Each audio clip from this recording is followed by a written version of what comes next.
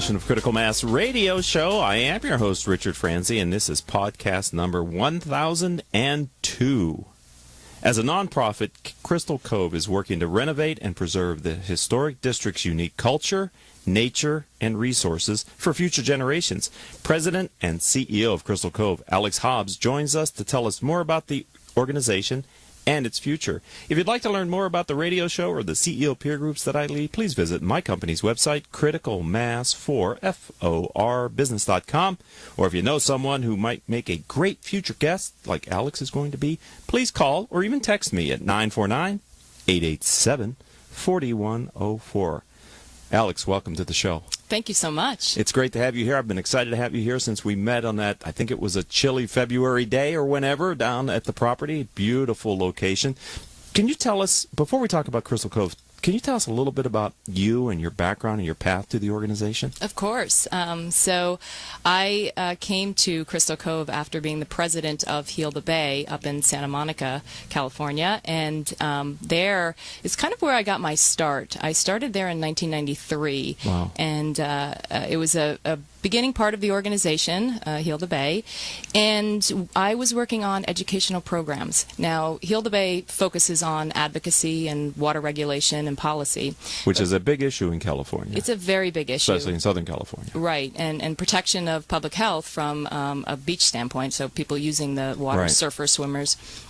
And I really appreciated the educational part of the organization and built a lot of the programs that are still with the organization today, because I felt that anything that we're doing from a policy standpoint or from an advocacy standpoint, that the next generation needs to understand why those decisions were made, why those policies were created, because the next generation is going to be faced with even more difficult decisions than we have today. So that's kind of where I focused my career. I actually changed my major from biology to political science because I thought I could solve more of the world's problems, understanding the policy and going that direction. Sure. So sort of fast forward, I've been in this industry now almost 25 years, and to fast forward to today, I was leading the organization and just had one of those things happen where a recruiter calls and tells you about an incredible job, and my first thing was to try to help them get a great leader, but then I fell in love with Crystal Cove and the depth of the organization and how much we do down there. Excellent. So we're talking with Alix Hobbs. She is the president and CEO of Crystal Cove. So for those that are listening, that maybe that are even here in Orange County or Southern California that may not be familiar with Crystal Cove, or certainly for those in other parts of the country, can you briefly explain what it is your organization is responsible for and what you offer to the public? Sure. So we're the nonprofit that's behind the operation of Crystal Cove State Park. We have a partnership with Crystal Cove State Park to handle the operations of the cottages that most people know us for. So the cottages are places where people come and join us and have an overnight stay. But there's another aspect to the organization that not a lot of people know, and that's our educational programs. So our mission is preservation, conservation, and education. So obviously preservation from the historic cottages standpoint, and conservation from the land management that we're doing with state parks in the over 2,800 acres that make up Crystal Cove State Park, including the 3.2 miles of coastline. 3.2 miles of California coastline. Really a magical place. Right, it is. And then our education, which we develop programs in environmental science, marine biology, and a new program in coastal engineering, where we introduce students, junior high, high school level, to concepts in science. So we do pre-classroom education, and then we actually take students out on experiences. So one of our programs, called the Marine Protected Citizen Science Cruise, we partner with Newport Landing, and we take students out on boats to do scientific experiments. Oh, how cool. So they're counting fish populations, they're looking at kelp health, they're looking for whales, and so it's a neat program, because the focus, again, is introducing students to a potential career in science. And again, back to my point about what I'm passionate about is the understanding of our environmental issues and then being able to choose it as a career. So, you know, state parks management will need qualified candidates. Nonprofits that do environmental protection will need qualified candidates. You know, decision makers will need qualified candidates. And so our programs are set up that way to introduce these concepts, hopefully spark an interest in the students, and then hopefully they choose it in their college careers. And we have a couple of success stories that it has worked. Yes. Right. And I understand you also have a community outreach around this education here in Orange County for underserved students as well. That's absolutely correct. So a lot of the funding that we raise, the funds that we raise through either donors or corporate sponsors, goes right to the programs, to the schools that need it. And these schools wouldn't have field trips otherwise. And so we provide bus transportation, any costs that the school may need to have a teacher leave for the day to go out on a field trip, and any costs for the program supplies. We raise the funds for that, so when the kids come visit us, it's free for the school, and it's a fantastic experience. I can just imagine the memories that are created by this type of an experience, right? Because the setting, regardless of the time of the year you're there, it is, as I said earlier, it's a beautiful place to see the ocean and the cottages. So for the students, maybe many of whom who haven't been that engaged with the coast and certainly out on the boats, it must create, maybe it creates future scientists, as you said, with your success stories. Yeah, that's absolutely correct. And so our outdoor classroom is really a place for students to fall in love with potential science careers. And like I was saying before, the activities that the students engage in help them understand land management issues, native plants, invasive species that sometimes pop up in the park, and then out on the water. To your point, some of these students have never seen the ocean before, and so when you take a classroom and you put them on the docks right before they board or get on board the boat, you can feel the anxiety of getting on a boat, and then while they're engaging in the scientific experiments and doing things that marine biologists do, all of that just dissipates, and the students are having a fantastic time. And then when they get off the boats, they say things to us like, I want to be a marine biologist. Right, yeah. We're talking with Alix Hobbs. She is president and CEO of Crystal Cove. We're talking about one of the many things that her nonprofit does. You were at Hilda Bay, and then you're down here now leading this organization. I like to ask leaders of organizations if they have kind of a unifying philosophy. We call it guiding principles here on Critical Mass Radio Show. So, Alix, is there a kind of a universal set of guiding principles, or one maybe that you brought with you from your experience at Hilda Bay to now Crystal Cove? And if so, would you share that? Sure. I think it's really important from the leadership of the organization to understand the strategic vision that the organization has. I've been through many strategic planning and evaluation of mission, and our organization just went through this with a rebranding, and it's so important that the board, the staff and the team, the volunteers, all embrace and understand what the mission is, because mission creep, I think, is the worst thing for an organization and very hard to get back. And so it was important for me to see at Crystal Cove that the board supported the mission, the staff was behind the mission. That is very important. And every day I think about, are we achieving the goals in our mission? That preservation, conservation, and education is so important, and that we focus on that. And everyday decision be moving the ball down the fields, so to speak. So tell me them again. So it's preservation, conservation, and education. And it's all around focusing on the next generation of environmental stewards. Right, because the ocean's going to be here for a while. Yes, and the pressure on the coasts are going to be here for a long time. Right, because it's sort of squeezed, isn't it? And there's just a lot of land in Orange County is precious. Coastal land, 3 miles plus of coastline is pristine, and where you're located, it's a beautiful area of Orange County. It just to circle back, Alix, we're talking with Alix Hobbs here. The thought that junior high students or high school students who live in Orange County haven't seen or experienced the ocean is somewhat shocking to me here on Critical Mass Radio Show today.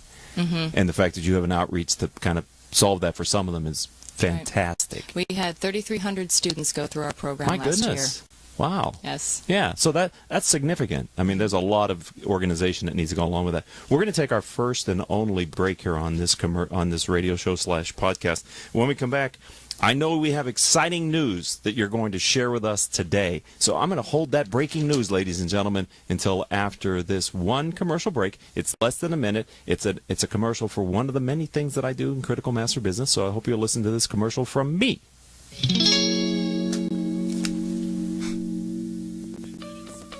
If you are an Orange County business executive, this message is for you. Do you ever feel isolated with no place to turn for advice or feedback? Who holds you accountable to your commitments in your company? Where do you find the right resources to help you and your company grow? If you have these questions, then Critical Mass for Business might be the answer for you. Critical Mass for Business is committed to helping you make better decisions. These are groups of peers running businesses just like you, providing a great sounding board to test ideas and concepts, review plans and goals, and present issues and opportunities for discussion. The result is improved strategy, accountability, people, and execution skills. If you are interested in learning more, go to www.criticalmassforbusiness.com and learn more about our executive peer group. And welcome back to this edition of Critical Mass Radio Show. I am your host, Richard Franzi. All shows can be heard any time of the day or night from iTunes, Stitcher, several hundred former guests' websites whose chief executives have been on our show, and the company has put the player on their website. Since we started our show in 2009, we've reached several 100,000 listeners through our live stream and podcast. Simply type in these 4 words in your favorite podcasting software to find our weekly shows, Critical Mass Radio Show. You put those in, and like magic, you can start subscribing and get not only the great shows that we're doing today, but the 1,000-plus podcasts we've done over the many years we've been doing the show. Our guest for this segment is Alix Hobbs. She's president and CEO of Crystal Cove. And I said right before the break that we had some exciting news that you're going to break here on the radio show. Alix, what is that news? So Crystal Cove Alliance, which is the past name now of the organization, is transitioning to Crystal Cove Conservancy. Okay. And the reason why we did this is we want to elevate the organization to our guests, to the park visitors, as well as our members, that the organization has gone through an evolution now, and we are poised to complete the historic district, so the 17 remaining cottages, and we are prepared to create a legacy for Crystal Cove. And so the Conservancy is going to be that entity. We are in partnership with state parks for the next 40 years, so we are the operations behind the cottages and the food and beverage service at the park, and so with our contract with state parks, we're there for 40 years, and the Conservancy will be the legacy of completing the cottages and also educating that next generation that we spoke about earlier. Was there risk at times in the past that Crystal Cove Alliance would not go forward as an organization? No, not at all. It was more of a name change. So our mission has stayed the same, and it's a powerful mission, and the momentum and passion behind it is still there. Right. But the name change was to bring our for-profit subsidiary, which is the operations of the cottage, closer under the umbrella of the nonprofit. So Crystal Cove Alliance joined with Crystal Cove Beach Cottages to be the Crystal Cove Conservancy.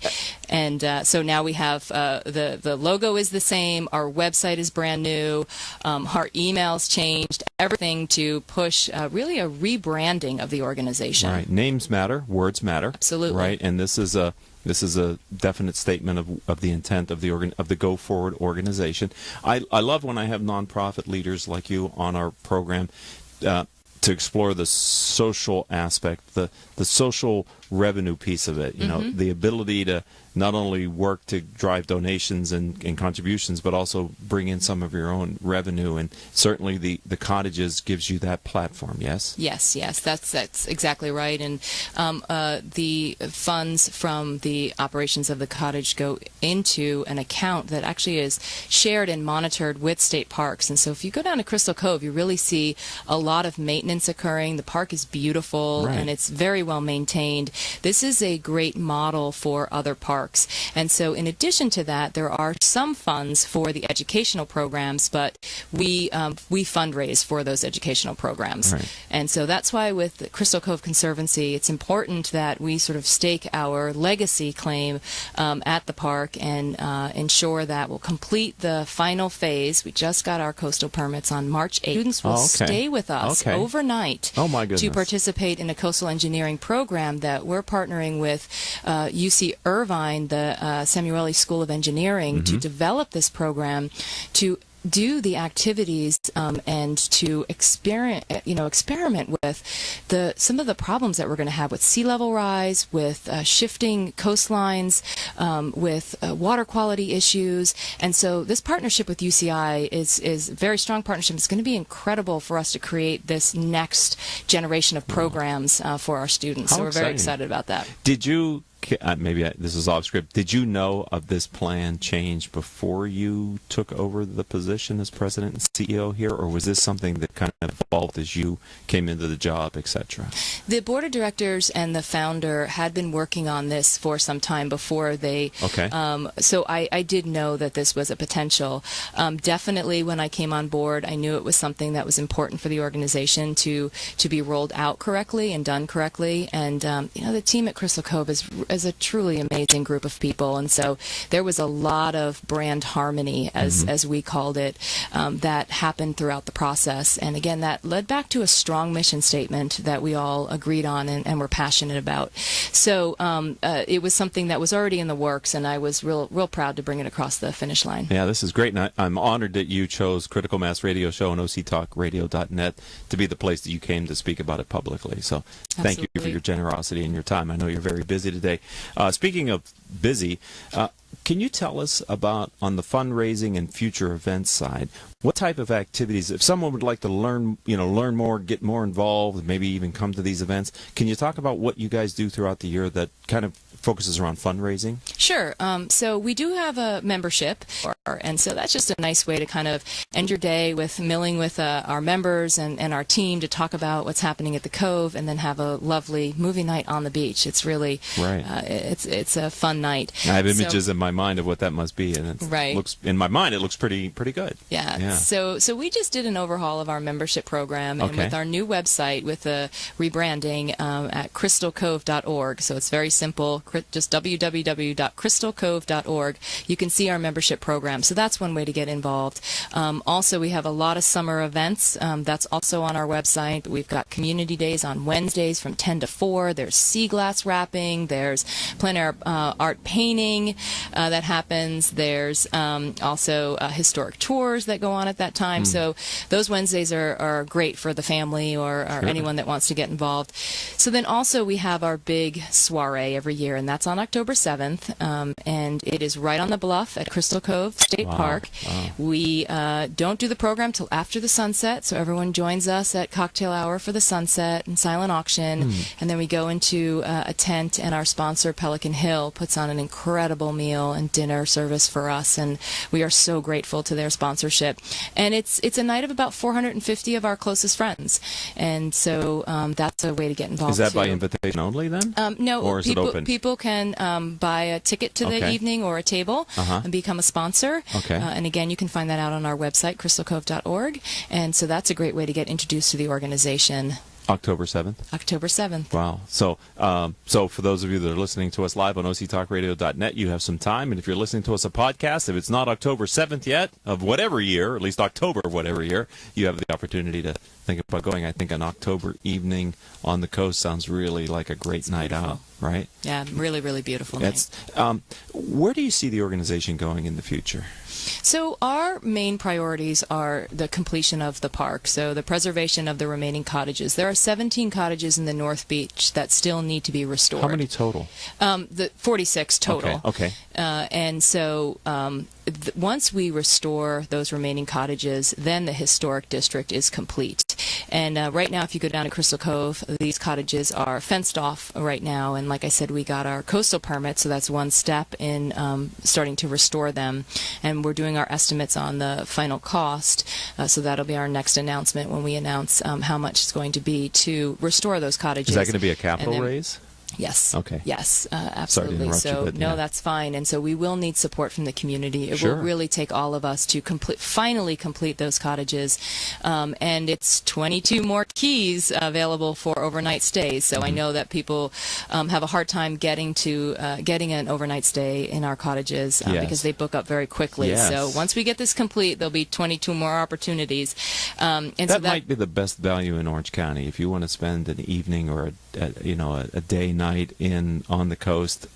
Crystal Cove will Crystal Cove Conservancy might be the best value you can find in the county. It's unprecedented. It is. It really Which is why there's so much demand for them. Right. But well worth the effort. Mm-hmm. Okay. So that's a focus. And then growing our educational programs because we have such an incredible outdoor classroom. Right. And yes. And there's so much to be taught about the ocean and the need to protect it. I mean, you know, because you've lived the water quality that is in the water. And it's one of those things that if you don't learn about it, you don't know about it. But when you start to learn about it, you realize you need to have people involved in protecting the quality of the ocean, yes? Right, and absolutely. the health of the ocean. And just to think about the decisions that the next generation is going to be faced with when it comes to sea level rise, flooding, water quality issues. This is where it starts. We want to inspire the 6th, 7th, 8th grade to introduce students to these concepts. So when they hear it the next time, they have a sense of either what the vocabulary word means or what it meant to them participating in that activity. And so we really want to inspire our students, and hopefully they choose it because we are going to need a group that's going to follow in our footsteps. Yes. We're creating something, a legacy, and we need to hand it off to the next generation. So Alix Hobbs, if someone would like to learn more about the Crystal Cove Conservancy, how do they find you online? You said it before, but say it again, please. crystalcove.org is our website. So simple, crystalcove.org. And then for me, it's Alix at crystalcove.org. The trick there is Alix is ALIX. So it's Alix at crystalcove.org. And please visit us on the website. Please come out to one of our community days, which is Wednesdays in the summer. And that's a great way to get to know us a little bit better and reach out to us anytime. Are you looking for board members? Or is your board at capacity? Our board is at capacity, so we have 15 board members at this time. But we are always open to speak with people who have are passionate about saving Crystal Cove. Cove. You have committees and other things, I would assume, right? Exactly. So exactly. I love having nonprofits on because to be successful, you are really required to have a strategic vision that you implement against and a plan that I think many for-profit companies of a similar revenue size or organizational size could learn some best practices from being on the board of nonprofits. If they're business owners, then to take some of that thinking back into their organization where there's that consideration of the future.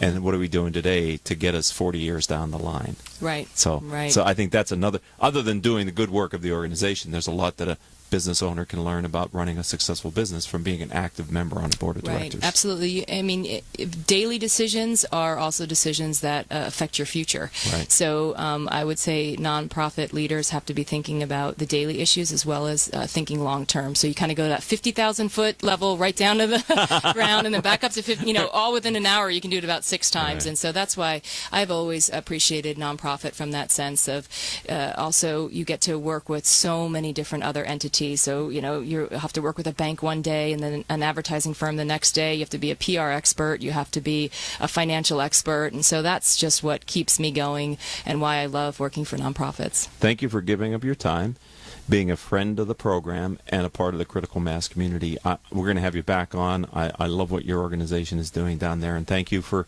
choosing to be here today for this big announcement. I appreciate it, Alix Hobbs.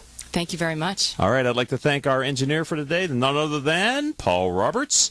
And we have 3 producers, Crystal Nunley, Haley Stern, and Joan Park. I'm your host, Richard Franzi. If you'd like to learn more about the radio show or our firm, Critical Mass for Business, visit my website of the same name, criticalmass4business.com. Until our next show, I hope all of your business or organization's decisions will move your company in a positive direction.